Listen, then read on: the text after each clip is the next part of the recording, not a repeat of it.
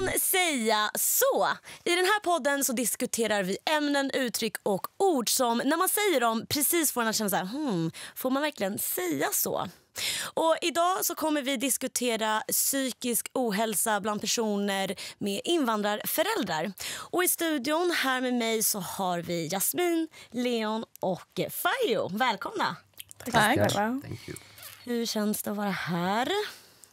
Det känns bra. Skulle ni inte kunna berätta lite kort? Vilka är ni? Jag heter Jasmin. Jag kommer från Stockholm. Och min pappa är egyptier och min mamma är svensk. Jag heter Leon, jag är 20 år, kommer från Botkyrka och jag är finsk, italiensk, pakistansk och gambian. Damn. Pina colada. Gud. That was a mix. Det var en mix. Ja, jag heter Fayo Kassim. Jag kommer från Göteborg. Och mina föräldrar kommer från Etiopien. Okej, men tack. Vi kommer ju prata idag om psykisk ohälsa bland andra generationens invandrare. Och förhoppningsvis så blir vi lite klokare efter idag. Men så jag tänker att vi kör igång. Får man säga så? Får man säga invandrarföräldrar tror inte på psykisk ohälsa? Ja. Jag tycker du. Alltså delvis. Leon? Det blir ett ja. Ja, varför ja? Jag känner bara, alltså blatteföräldrar, de är så... Jag älskar våra föräldrar.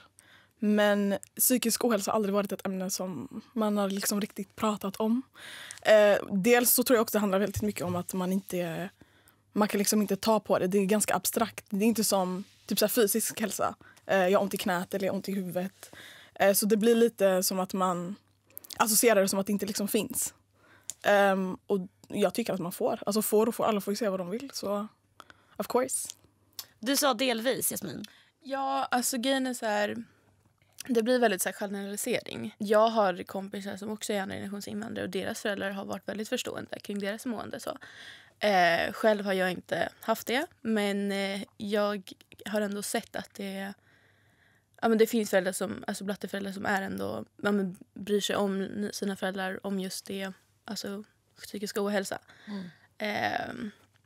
Så det blir lite mer så här, alltså det blir en väldigt generalisering och många föräldrar stämmer in på det. Men absolut inte alla skulle jag vilja säga. Du då, Leon?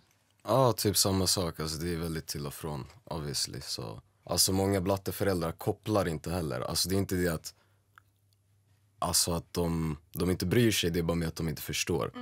För typ kontrastet också mellan typ hemlandet och Sverige, typ som i Gambia, alltså man pratar inte om det typ överhuvudtaget där. Alltså det är så annorlunda också, man lever liksom dag till dag, man tar saker som det kommer liksom, så jag tror inte man har alltså typ tid att tänka på det. Därför man inte tid. Typ så. Alltså man lever dag till dag, alltså folk där, jag vet inte hur mycket de tjänar, men det är inte mycket, alltså det är typ 50 öre om dagen. Alltså de tjänar så lite så de har bara liksom, alltså typ den tiden att bara försöka ta sig fram liksom och överleva. Sen man har andra syner, alltså samhället, det ser helt annorlunda ut där än det här liksom. Man har fokus på helt andra grejer. Vad är skillnaden då på liksom etniskt svenska föräldrar då? Jag tror det handlar mer om okunskap. De har inte liksom fått rätt förutsättningar, rätt verktyg. De har inte blivit... helt ärligt, de har inte lärt sig om psykisk ohälsa. Och man kan inte heller klandra dem för att de växer upp i en miljö där psykisk ohälsa inte är ett språk som de har blivit tilltalade till. Och då kan inte vi heller förvänta oss att de ska prata med oss i ett språk som de har aldrig blivit tilltalade. Inom lite hur jag tänker. Och jag känner att typ så här, den kontrasten skiljer sig lite ifrån hur alltså etnisk svenska kanske har det, för att psykisk ohälsa är ett ämne som pratas allt mer bland svenskar. Och det är inte det lika mycket hos oss, eller hos våra föräldrar. Och jag kan ju bara prata utifrån mig själv. I vår kultur så det pratas väldigt lite om psykisk ohälsa i alla dess former. Min mamma är ju utbildad undersköterska och jag har ju sett typ så här hur hennes syn på psykisk ohälsa har ändrats genom hennes utbildning under tiden hon har pluggat. Och, här i Sverige då? Ja, exakt, här i Sverige. Innan hon läste och efter. Så jag tror mycket handlar om typ så här okunskap, och det handlar inte ens om att de inte vill, utan det handlar om att de har inte fått rätt förutsättningar till att... Så du menar att i Sverige, i samhället på stort typ, så pratas det mer, att det är inte lika tabubelagt i Sverige? Det är mycket fördomar också från etnisk-svenskar som har mot personer med invandrarbakgrund eller som kommer från ett annat land. Jag tror det är mycket så här att de har fördomar om att, för de, någon form man vet ju om att det är väldigt traditionellt i många andra länder än vad det är liksom i västvärlden. Alltså allt handlar ju om perspektiv. Man har ju svårt att förstå om man själv inte har gått igenom det liksom. Alltså om man inte är uppvuxen på det sättet och har invandrarföräldrar, då kommer man aldrig koppla hur det är att ha invandrarföräldrar. För att man bor liksom i ett land där din förälder är del av majoriteten. Och då blir det väldigt svårt att förstå minoriteten liksom, för att alltså de hör men de lyssnar inte, alltså om vi ska säga så. Men känner man sig ensam då? Absolut. Faja, du nickade också. Ja, jag nickade kring... Jag kom på en grej. Vad sa du? Jag kom på en grej. Ja. Vi har inga, eller vad jag känner till, på mitt hemspråk så har vi inga ord för depression, nedstämdhet. Och jag tror ofta så går de begreppen under ett paraply, ett samlingsbegrepp. Och man kategoriserar de som lider av psykisk ohälsa under... De hamnar liksom under en och samma kategori. Även om du är nedstämd eller även om du liksom är schizofren så är du samma.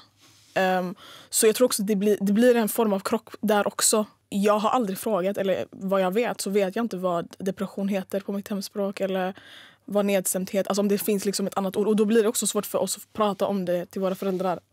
För hur ska vi sätta ord på det när det inte finns ett ord för det? Innan jag tänker. Så och då blir det också svårt för oss att prata om det här ämnet till typ så här, svenskar kanske. Men sen 100% jag håller med i det här med att det finns redan den här bilden av att med blattar, de vet inte vad psykisk ohälsa är. Alla är typ så här tappade, alla är galna, alla är så här. Men det är ju inte så egentligen.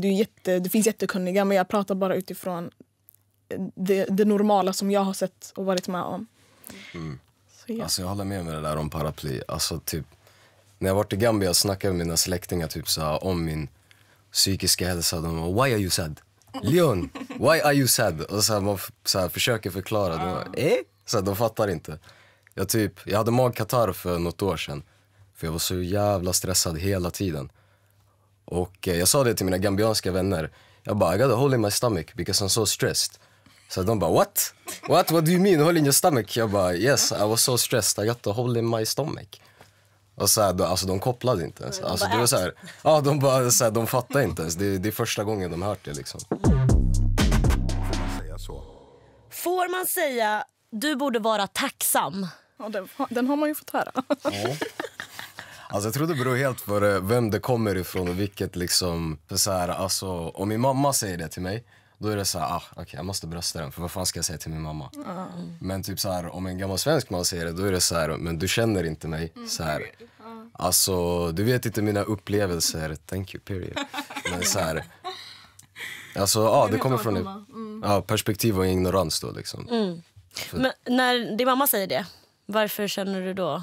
Eller vad känner du då? Alltså för liksom, jag känner ändå att det är min mamma, så jag har ju såklart, jag kokar lite på insidan, men så här, that's my mother. Jag kan inte säga nej, du har fel, jag vill vara otacksam. Så här, alltså, hon har rätt, jag ska vara tacksam för alla saker som min mamma har gått igenom också.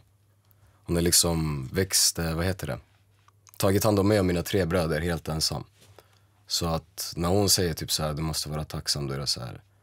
Jag blir lite ledsen, för jag märker att då är det också en sån här disconnect, att hon inte riktigt förstår mig. Men varför är du så klart tacksam? Ja, men för att allt som hon har gjort liksom. Alltså hon har gått igenom så mycket för att få min familj till den punkten som de är idag liksom. Typ så här, när vi var yngre, man sa alltid till oss, tänk på era kusiner i Afrika. Ni vet så här, det är synd om dem, ni ska vara tacksamma för det ni har. Eller jag har fått höra det. Jag förstår att det kommer från en bra plats, men effekterna blir negativa. Alltså jag tänker så här, jag är en sån personligen, jag kan känna ånger väldigt enkelt och typ så här skuld, eller jag kan tycka synd väldigt fort. Och typ så här, bara tanken av att typ så här, mina föräldrar har flytt från Etiopien till Sverige, det får mig att typ så här, inte vilja ge upp när jag har någon tenta. Eller typ så här, alltså det kan vara de små sakerna. Det kan vara ta körkortet, det kan vara hitta något jobb, det kan vara plugget. Alltså, jag tänker att det är också därför prestationsångesten ligger så mycket hos Gen Z. Alltså hos oss som tillhör andra generationen. Och självklart finns den här pressen hos svenskar också, men jag tror inte den är på samma sätt. Den präglar inte dem på samma sätt. Den är inte så unbearable som den kanske är för oss. Varför inte? För att jag tror våra föräldrar har bärt med sig så mycket och det finns så mycket generationstrauman, det finns så mycket i deras ryggsäckar som de overloadar omedvetet till oss. Det är en jättestor fråga och det är ett jättestort ämne. Och jag tror också det är därför så många typ så här, om du åker typ till förorten säger vi och så intervjuar du barn i förorten. Alla kommer förmodligen svara samma på den här frågan. Och det är för att alla delar gemensam nämnare. Och det är att deras föräldrar har invandrat från deras hemländer till Sverige. Och med det kommer väldigt mycket. Det kommer väldigt mycket för oss barn att bära på. Och det är exakt så som du säger. Typ så här, min mamma okej, men inte från någon annan. Ja. Och det är för att du vet vart din mamma kommer ifrån. Ja, exakt. Är det vad jag tänker? Du vet att din mamma är typ din känsliga punkt. Du tänker på ett helt annat sätt än om det hade varit någon white Karen. Ja, exakt. Precis. Vad säger du, Jasmin? Det är klart att man känner att man är tacksam. Men också så här, vad ska man liksom... För mig har det varit lite så här, vad är det jag ska vara tacksam över? Liksom, så här. Jag är tacksam att få bo i Sverige och liksom, för att det är ett väldigt bra land. Och, alltså, det är bra utbildning och allting sånt. I skolan och allting sånt. Det är jag jättetacksam över. Men samtidigt så här, allt det här man får liksom dras med hemma. Att man liksom så här... Ja, men som ni har sagt, så här, pressure. Att man måste prägla liksom, vara bra i skolan och så vidare. Så det är så här... Ska jag liksom behöva må dåligt över det då? Och för att jag får skit hemma? Bara för att jag liksom ska bo i Sverige, för att jag ska få en bra utbildning. Det blir lite så här, alltså man blir lite så här, man blir väldigt trött av det. Alltså för de är ändå, alltså man vill inte säga bortskämda, men bortskämda. Folk som bor i Sverige är väldigt bortskämda. Alltså om det skulle bli krig här, alltså ingen hade klarat sig. Nej, alltså på Gud, aldrig. Alltså folket här, de är så bekväma och de är så vana med att vara bekväma. Alltså när det kommer till exempel krissituationer, alltså folk de hade inte vetat vad de ska göra liksom. För det är ingenting som de har varit med om sen typ så här vikingatiden. Så här, de känner inte igen det i samhället eller kulturen heller. Får man säga, vi kom till Sverige för att ge dig en bättre framtid? Ja, absolut. 100% ja. Alltså får. Återigen, ja, de får säga så. Ja. Eller alltså... Det är klart att man får, men det beror ju på... Alltså, det läggs jättemycket press när de säger det. Liksom, typ så här, men vi kom till Sverige för en bättre framtid. Ja, okej. Men det där hjälpte absolut mig ingenting. Det där fick mig bara mer stressad. Så här, nu måste jag verkligen prestera på absolut allt. Och det är liksom så här, bara liksom... Ja, men kanske inte bara i skolan. Då är det så här, då måste jag fixa hemma också. Jag måste hjälpa till att städa, diska, laga mat. Allting det är så här, då måste man liksom prestera. Då måste man måste vara helt perfekt hela tiden, dygnet runt, alla dagar i veckan. Så det blir ju väldigt tröttsamt. Jag blev diagnostiserad med utmattningssyndrom förra året. Och det var ju mycket för att jag hade fått höra det av min pappa. Hur reagerade din pappa på det? Han skrattade bort det. Det var det jag fick. Han skrattade bort det. Och sen så jag gick till... jag hann gå till min psykolog i 2 månader. Sen så hade jag brutit kontakt med min pappa. Men när jag fick remiss då var det verkligen så han typ skrattade åt mig. Typ så här, att, men, hur kan du vara stressad? Det var ingenting att vara stressad över. Och då var jag så okej. Det var ingenting att stressa över. Det var det jag tog från den konversationen liksom. Men tar du till dig det som att okej, men då är jag inte det, eller? Ja, alltså otroligt mycket. För då blir det så här, okej, men om min pappa säger att jag inte mår dåligt eller min pappa skattar bort det, då kanske jag inte mår dåligt. Alltså det blir mycket så. Och sen så har man ju också hört, jag vet inte hur det var för er, men jag har hört väldigt mycket i min barndom. Typ så här att, ja men du har ingenting att må dåligt över. Jag kan ge er någonting att må dåligt över. Alltså jag har hört den så många gånger. Ja, för då kände ni igen det också? Ja. Att, alltså, flertal gånger min morsa bara så här, men jag hade så mycket svårare uppväxt än dig så här, så här, jag är också från Norsborg så här, det har varit jobbigt i min uppväxt. Jag har inget att klaga på så här, men alltså det gör ont för så här, att jämföra också, det är fel. Alltså man kan inte jämföra på det sättet liksom. Och sen speciellt att höra det från sin morsa. Bara, nej men du har ingenting att klaga på.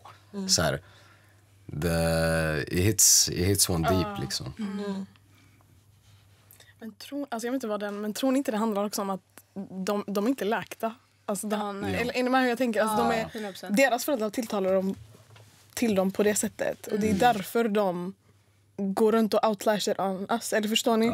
Och I genuinely think att det grundar sig i något de menar väl. När de säger att men jag kom från Etiopien för att ge ett bra liv. Eller förstår ni? Men effekterna blir negativa. Det är exakt så som du säger. De menar väl men det blir motsatt effekt. För att när man säger så, speciellt när barnen är små, det leder till att okej, vi har ett rykte att upprätthålla, vi har ett namn vi inte kan liksom svika. Det har tagit sin tid till att jag ens ska kunna prata så här idag, men jag lovar, jag tror verkligen det handlar om att de it's all tough love, förstår ni? Det var verkligen så man pratade med dem. Och så trodde de att det var det rätta sättet att kanske uppfostra ett barn, och så fick de barn och sen shit happens. När jag var yngre också, när jag gick i skolan, jag mådde också väldigt dåligt. Alltså min morsa förstod inte också på sig det där. Hon bara, du måste plugga, bra betyg, det här. Och sen samtidigt som jag mår dåligt och jag liksom säger det, hon bara typ så här, men räck upp det för fan. Så här, alltså, fattar du? Så det blir en krock liksom, och det blir ju ännu jobbigare när man är äldst och den här pressen liksom.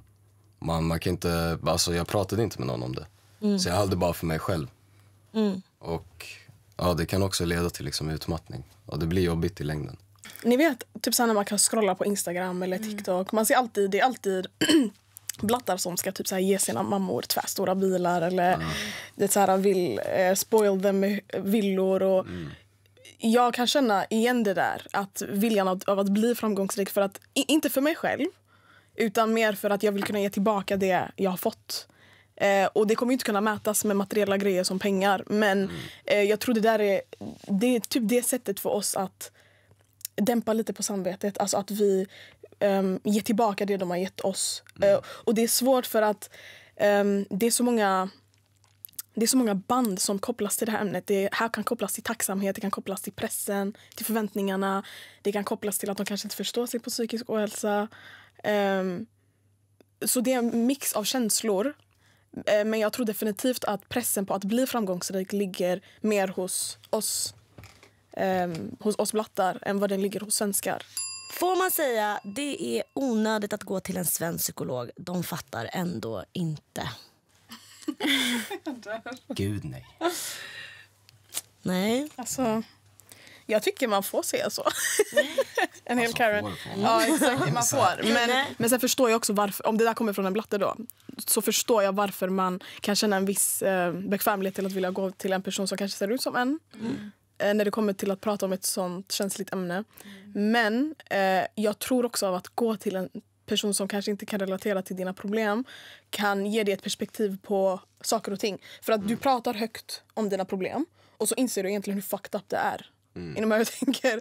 Och då, det blir lite så här, för att när man är i en dynamik, när man är i en miljö hela tiden, så blir allt fucked up normaliserat. Och allt som är också bra normaliserat. Och du kommer inte få ett annat perspektiv på saker och ting om inte du pratar med någon som inte kanske kan relatera till det. Wallah, ska jag vara ärlig, det är skrämmande. Men det är så givande. Alltså det är verkligen så, jag har sagt det till alla mina vänner. Alltså det är så givande. För att hon ger mig perspektiv på saker och ting som ingen annan hade kunnat ge mig. Hade jag gått till en blattig psykolog, jag hade lika gärna kunnat gå till mina vänner. Alltså, jag hade fått samma grej. Alltså, jag hade fått höra samma grej. Men du vet, du har lite annorlunda, eller? Jag har gått till både och. Alltså, mina psykologer har varit svenskar. Och jag har även gått till kuratorn på gymnasieskola. Och jag hade 3 stycken på gymnasiet. Men 2 av dem var svenskar och en av dem var utländsk. Men också hon som hade invandrarbakgrund. Det var så här, det kändes lite, på något sätt kändes det typ enklare att prata om saker. För det kändes på något sätt, även fast hon inte hade, jag vet inte om hon har gått igenom samma sak som jag, men det kändes på något sätt ändå mer liksom tryggt att hon liksom på något sätt förmodligen kanske kunde relatera till mig mer. Alltså, jag tror det också att blattpsykologer, men alltså, som ni säger, de är de kanske har problem som har efterliknat ens egna och gått igenom saker som kanske är likadana till ens egna. Men jag tror också att man har en viss, alltså typ, jag vet inte hur jag ska säga. Alltså man får en viss community-känsla, typ så här. Bara att när det är en annan blatte, man... Alltså jag vet inte hur jag ska förklara, men... När man känner en form av sammanhållning. Ja, en viss bekvämlighet för att det är någon som liknar en och ändå är en blatte i Sverige. Säga så. Invandrarföräldrar är inte engagerade i sina barns psykiska hälsa. Nej. Nej, vad säger Ja, du? jag tycker inte heller man får säga så. Jag tycker det är fel. Jasmin? Alltså det är... Både ja och nej. Ja, vadå? Varför ja? Alltså, jämfört med mig, det är så här, min farsa var absolut inte engagerad alls. Han brydde sig inte. Det enda han ville att jag skulle få bra betyg.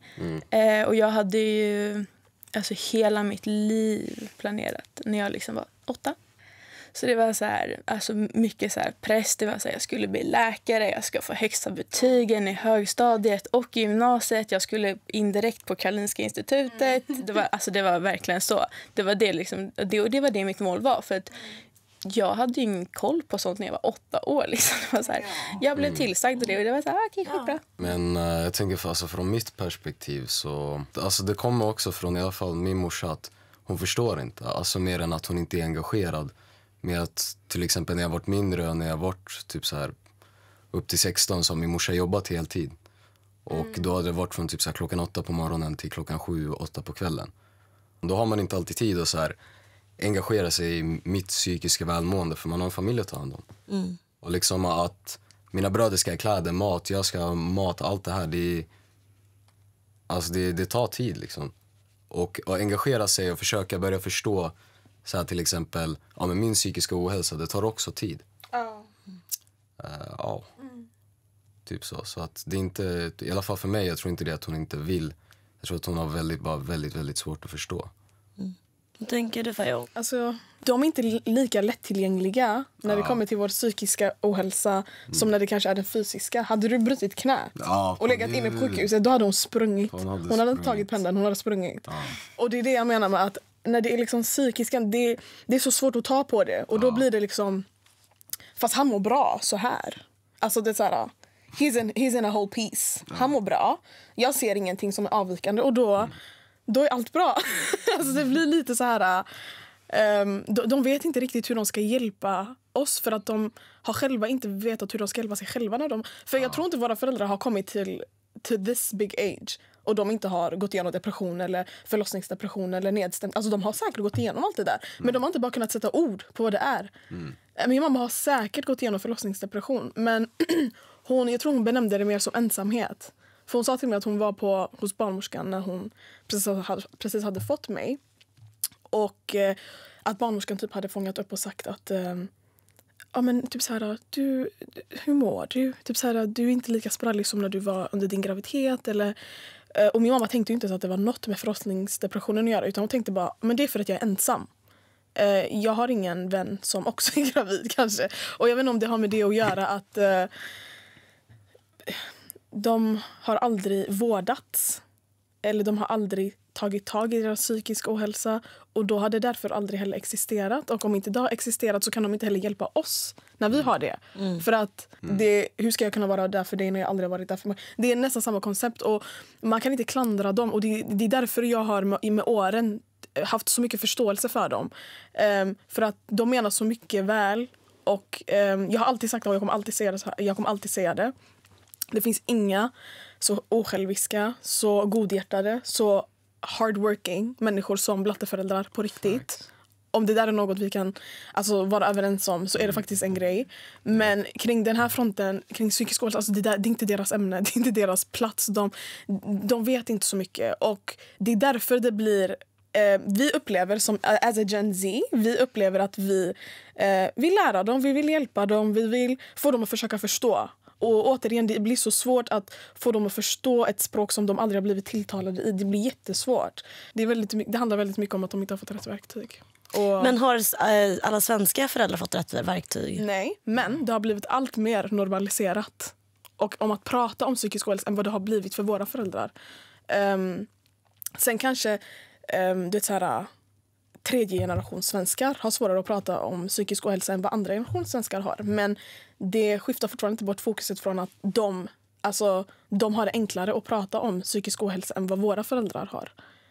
Och det pratas överallt. Alltså det pratas på jobb, på arbetsplatsen. Det pratas så här, alltså etniska svenskar arbetar också kanske med andra arbeten som våra föräldrar kanske inte gör. Och det kan, de kan liksom exploateras. Alltså de kan utsättas för olika situationer där psykisk ohälsa träder fram hela tiden. Det är nu våra föräldrar... Alltså jag kommer inte förvänta mig att min 60-åriga pappa ska vara flytande i psykisk ohälsa och kunna allt. För att han har inte fått de förutsättningarna som liten. Mådde han dåligt, det var att gå och sova. Det är att gå och dricka kaffe. Gå och ta en alltså ni vet så här, gå och läs Koran och gå och sova, alltså du kommer må bättre. Och det är också kanske därför lite av det mindsetet kvarstår lite. Och att man liksom overloaded på oss Gen Z idag, typ så här. Och så säger de till oss vad de har fått höra, för de tror att det är rätt. Varför tycker ni att det är viktigt att lyfta det här perspektivet, psykisk ohälsa hos andra generationens invandrare? Där liksom, till skillnad från generell psykisk ohälsa. Som vi sagt tidigare, det är väldigt tabubelagt. Det är liksom, alltså jag personligen ser ingen anledning att det ska vara tabubelagt. Vad är det som är tabubelagt? Alltså just bara prata om det öppet. Det är så här, det är klart att det är mer öppet att prata om det i Sverige, men det är fortfarande så här, lite så hysch. Och jag liksom personligen har ju lidit av olika former av psykisk ohälsa och känner själv liksom att det är jobbigt, för det var så här, det tog mig alltså typ 1-2 år alltså ens börja prata om det. För att det är så här, jag hade alltså det var liksom typ ett inre bråk i mig själv. Där ena liksom sidan säger typ så här att men du mår inte dåligt, för det är det jag hör från min pappa. Så här, du mår inte dåligt, du har inte någonting att må dåligt över, du bor i Sverige, det är så här, jag kan få någonting, alltså det är det man har hört liksom, så det intalar man ju sig själv. Men andra sidan, ju med att jag är uppväxt och född här i Sverige, då är det så här, ja men jag mår ju inte bra, det är så alltså så här ska man inte må. Så då har man liksom, alltså jag har bråkat i mig själv så här fram och tillbaka, typ så här, du behöver hjälp, nej du mår inte dåligt, lalala. Fram och tillbaka, och sen liksom så här, att man till slut så orkade jag inte. Så det gick jag ju och pratade med mina föräldrar och min pappa bara nonchalerade mig och var så här, nej, du mår inte dåligt. Och jag tror nog att det är ganska, alltså det är många nog som har fått den liksom responsen när man har gått och men ändå tagit modet att prata, för att man vet om att det inte pratas mycket om, men när man liksom har tagit upp modet och pratat med sina föräldrar, och så blir man liksom nonchalerad. Så då blir man ju så här igen väldigt ensam. Så då är det så här, då vet man liksom inte riktigt vad man ska ta vägen. Så jag tycker att det är väldigt viktigt att lyfta, för att att folk ska känna, eller alltså då andra generationens invandrare, barn då ska känna att de inte är ensamma, att det finns andra som känner samma sak. Alltså allting börjar med en konversation, och redan som andra generations invandrare som blatte i Sverige, man är redan så utstött liksom. Man känner sig redan så out of place vart man än går i landet, så att prata om det är jätteviktigt. Jag tror också det är just det att, som sagt, ovetskapen i föräldrar och bara generellt i andra generationens invandrare, man måste lyfta det med bara så man ska kunna öppna den här dialogen liksom. Alltså det är jag personligen också har haft så mycket identitetskris över det där. För när jag var liten, jag ville vara jättesvensk av mig. Alltså jag ville passa in så mycket. Och sen när jag blev äldre, det är som man vaknade upp en dag och folk bara kollade på en annorlunda. Man var inte bara ett barn mer, man var liksom en blatte. Du blev trenden. Ja, exakt. På riktigt alltså. För så här, om samhället inte kan se mig som en svensk, hur ska jag själv kunna se mig som en svensk? För att folk anser inte mig vara svensk när de kollar på mig. Man frågar så här, var kommer du ifrån? Jag kommer från Sverige. Alltså jag har aldrig sagt så, men om jag hade sagt Sverige, då hade de sagt, nej, men var kommer du ifrån egentligen? Så här. Typ så. Alltså egentligen, Angola, jag känner ingen connection till det här landet. Alltså egentligen. Jag har aldrig känt mig del av kulturen, folket, någonting. Jag är bara uppvuxen bland blattar. Alltså man känner sig redan så utstött i Sverige som blatte. Och som sagt, det relaterar också till psykisk ohälsa, för när man mår dåligt och man bröstar alla de här sakerna som man själv sitter och tänker på. Det skapar liksom en ännu mer segregerad grupp av människor. Och ha en sån grupp av människor i ett land, alltså som känner sig så utstötta, det leder bara till liksom, det har bara negativa påföljder. Preach. Vad tycker du att det är viktigt att lyfta det ämnet? Jag vill kunna förse mina framtida barn med en... Det ska liksom vara normaliserat att prata om de här ämnena. Och det är skitviktigt för att jag hade inte velat att min dotter eller min son går runt och mår dåligt psykiskt bara för att inte jag kan se det. Och att hon eller han inte kan känna behovet till att prata om det. Det blir lite som att det är bortkastat om inte man liksom implementerar det man har försökt arbeta med hur många år som helst. Och sen är det också viktigt för att jag tycker att den här generationen har gjort jättemycket arbete. Om vi får säga så, även om vi är lite unika. Så det har gjorts väldigt mycket. Och jag älskar att vi är så unapologetically ourselves. Jag älskar att vi älskar att ta obekväma diskussioner. My parents could never. Alltså det är mycket den här att man är people pleaser, man vill att alla ska ha det bra.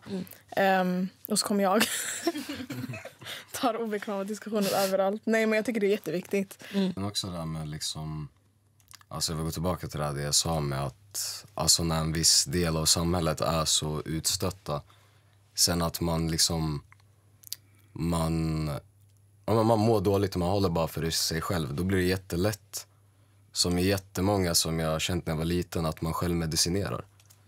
Och det är jätte, men det är vanligare i liksom förortsområden som till exempel Botkyrka. Det är så lättillgängligt också att man hamnar i den gropen, för alltså utbudet finns där.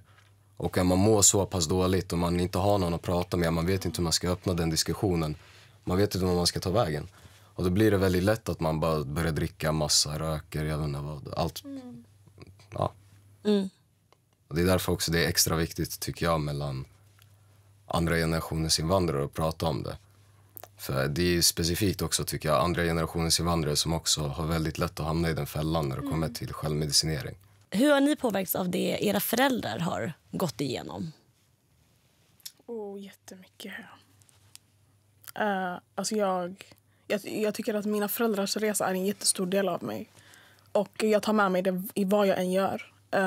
Det kan vara när jag jobbar. Alltså, jag tror faktiskt det där är någonting jag och mina vänner pratar om vardagligen. Det där är någonting jag tänker på varje dag. Inte så jättebra för hälsan. Men det har blivit en jättestor del av mig. För att jag tror också min pappa, när han berättar berättelser, så han är väldigt duktig på att måla upp en bild och det vill säga man får känslan av att man är där. Så han har ju målat upp sin barndom väldigt glasklart, och det känns på riktigt som att jag har varit där med honom. Och ibland kan det kännas som att när jag gör vissa saker så gör jag det lite för honom. Eller när jag gör vissa saker så har jag liksom min mamma i baktanken. Blev känsligt. Och det kan vara lite... Det kan vara typ så här påfrestande, det kan vara jobbigt. Men jag tycker också att det finns en fin grej i det. Att man bär dem så mycket i allt man gör. Att man hedrar dem så mycket i allt man gör. Ja, och det är därför typ så här, jag vet inte om jag har sett typ så här, när folk tar examen så säger man alltid typ så här, det här är för min mamma, det här är för min pappa, det här är inte för mig, utan this is for my mom, this is for my family, du vet. Och det är nästan samma parallell jag drar just nu. Att mycket av det de har gått igenom och mycket av uppoffringarna de har gjort för mig och mina syskon leder till att jag vill bara liksom, det blir en form av drivkraft, men också en form av tacksamhet som jag känner gentemot dem. Och ja, det blir lite typ så här, man är övertacksam, man vill inte göra något som ska äventyra familjets rykte. Och det är inte ens för att man bryr sig om människor eller vad människor ska se, utan det är bara för att det är något viktigt för mina föräldrar. Och även om inte jag tycker att det är viktigt så gör jag det bara för att de tycker att det är viktigt. För jag är sån, jag skiter fullständigt i vad folk säger. eller vad folk tycker. Men jag har ju hamnat i vissa situationer där mina föräldrar är så här, men typ så här, folk kommer prata eller du vet så här, vårt rykte, och då är jag tvungen att sätta mina tankar eller vad jag tycker är viktigt åt sidan och prioritera det de känner. Vad tänkte du, Leon? Alltså, ja, absolut. Alltså, det mina föräldrar har gått igenom, det har ändå shaped me as an individual. För så här. Jag tror också att jag är väldigt, alltså, när jag pratar med folk är jag väldigt så här, hur ska jag säga, alltså stängd av mig som en individ, för att så här, jag har inte haft någon att öppna upp mig till, alltså typ överhuvudtaget. Jag har ju försökt med en morsa och hon har ju blivit bättre på det, men det har alltid varit svårt. Då blir det väldigt vanligt att man bara bröstar den och inte pratar om det. Vill ni se mer av Tänk till, då får ni jättegärna följa oss på Instagram, YouTube och TikTok. Och vill du höra mer av podden, då finns vi där poddar finns. Och har du ett ämne som du skulle vilja ta upp här i podden, då får ni jättegärna DM oss på Instagram eller mejla oss på tänktill@ur.se. Ha det bra fram tills nästa gång!